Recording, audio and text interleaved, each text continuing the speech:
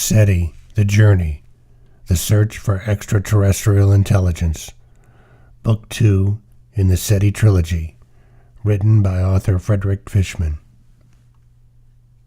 Proem. Perhaps it was the particular time of the year or the tidal pull of the moons. The best scientific brains could not decide which, but the moment of replenishment and rejuvenation was at hand. It had always occurred only on one night, on a very predictable date. The surface pods were swollen with the building blocks of new life. The engorged transplant and transparent capsules were ready to float upward, blasted away from the small mound clusters into the sea of thick atmosphere. Then, not unlike the reproduction cycle of the Earth coral, countless numbers of buoyant miniature globes exploded from their tubular launching pads. They floated upward and danced gently into the magenta sky, graduating from thick air density at ground level to thin air in the upper atmospheric layers. Fireflies of life reached from ground level up to the planetary jet streams tens of thousands of feet above the surface. It was a time for celebration on the planet. Many feasts around the globe that encircled the star known as Tau Ceti would occur that night, and as dawn approached, a quiet crept over the planet. No creature would fail to recognize that the seeds of new life were about to fall on the planet to fertilize the very ground they stood, crawled, slinked, hopped on, or flew over. The planet was alive, and the creatures understood that it was their host and life. The glistening capsules now rose more quickly from the planet's surface. Near the terminator, at that precise instant of illumination, heating by the Tau Ceti sun, the pods burst open. A display of rainbow-colored biological fireworks showered the planet's surface, and the precious spores encased in the capsules began to float downward to the planet. A fragile mat of biological gauze spread over the entire planet's surface and immediately sank below the thin crust. Dissimilar chromosomes sought out one another to renew and build and strengthen the surface. Regions of the planet where climatic conditions were severe enough and the natural failure rate high enough would not suppress the process of conception. But that night, the process would mutate. A fault developed, a mistake. Microscopic genic structures altered negatively. That anomaly made it all the more necessary that the planetary search for other signs of civilized intelligence be reactivated immediately. It was essential for the survival of the planet. The only question was whether the answers required or help sought from other worlds would be forthcoming voluntarily or would be plundered.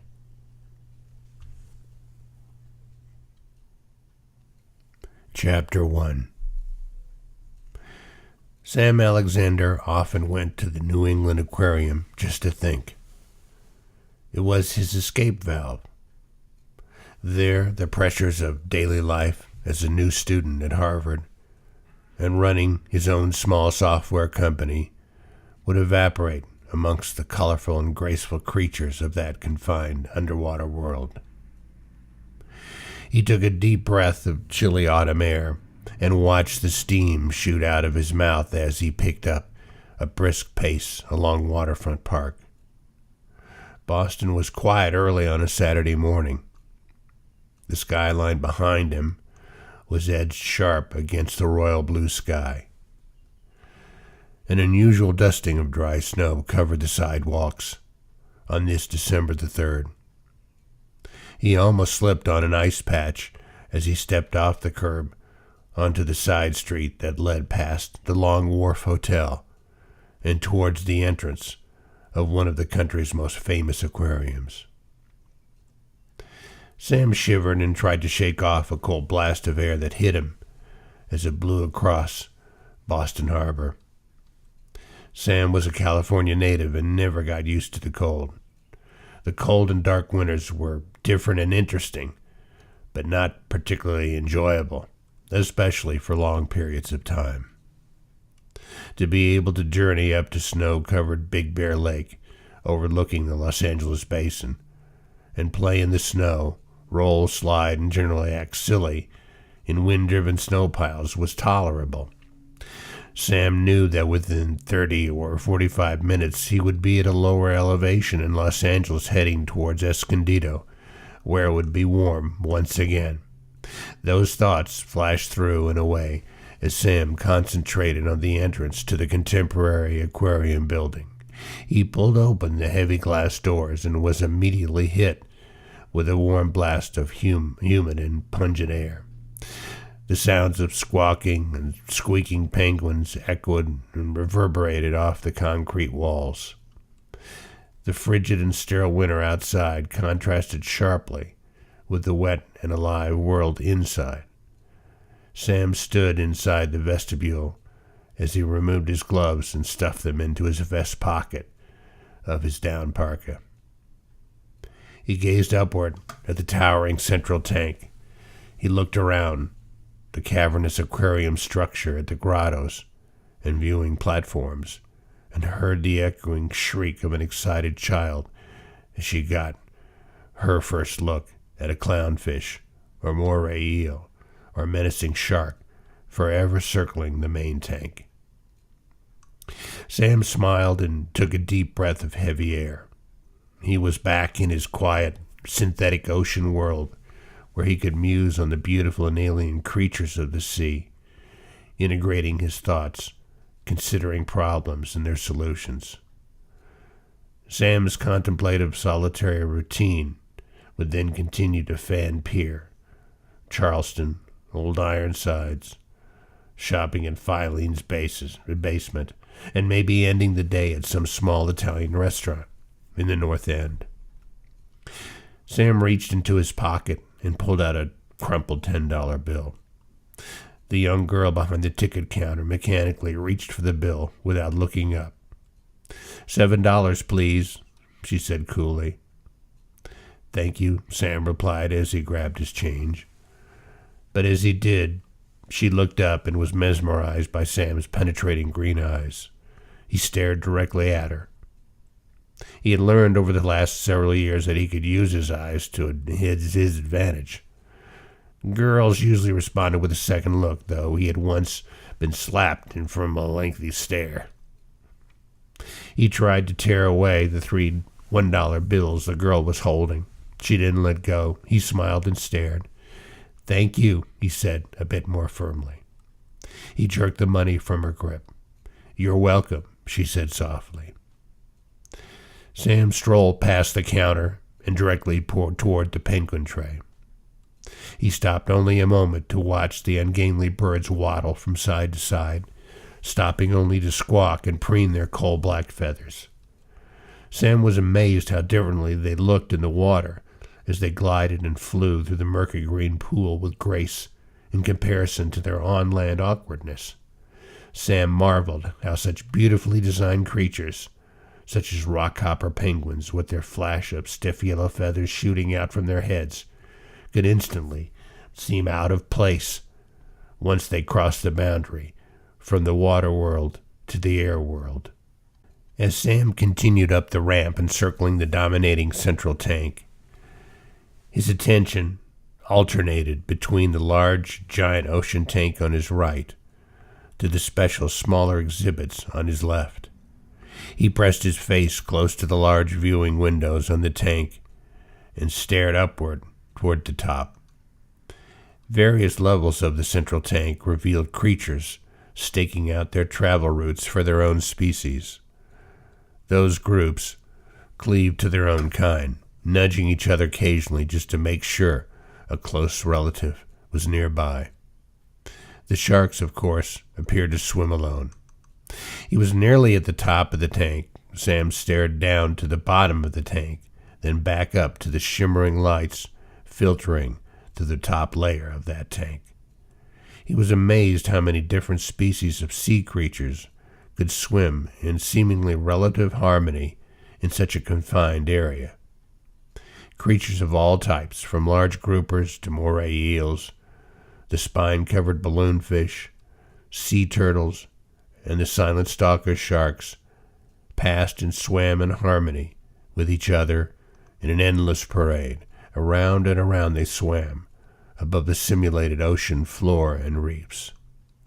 The giant 180,000-gallon tank looked so small for such a large number of animals.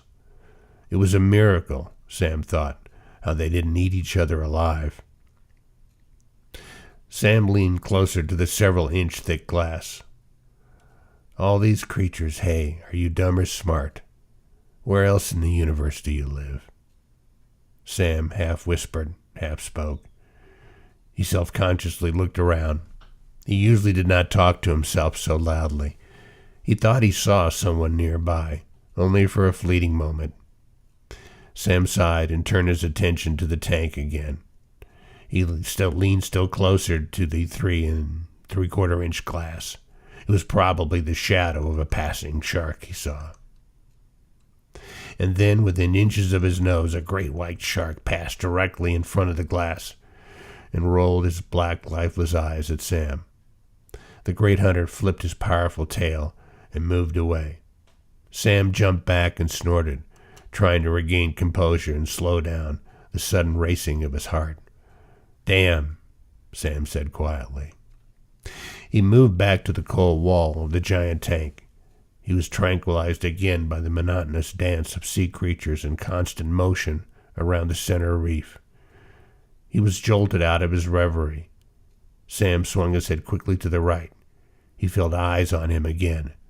Perhaps it was his friend, the great and black great white shark, circling the tank, focused only at Sam with its black rock eyes. Sam walked to the top of the rim viewing level of the giant tank and noticed he was the lone visitor. He grabbed the rail and leaned over the rim and saw the wondrous creatures continuing to swim endlessly around the endless core of the tank. Some of the sea creatures he saw earlier at lower levels of the tank had now come to the top of the tank for a gulp of air. They then ducked down to their comfortable territory, staked out long ago. The shadow of his new friend, the great white shark, would rise, then fall back into the depths. Sam straightened and looked at the tank perimeter again.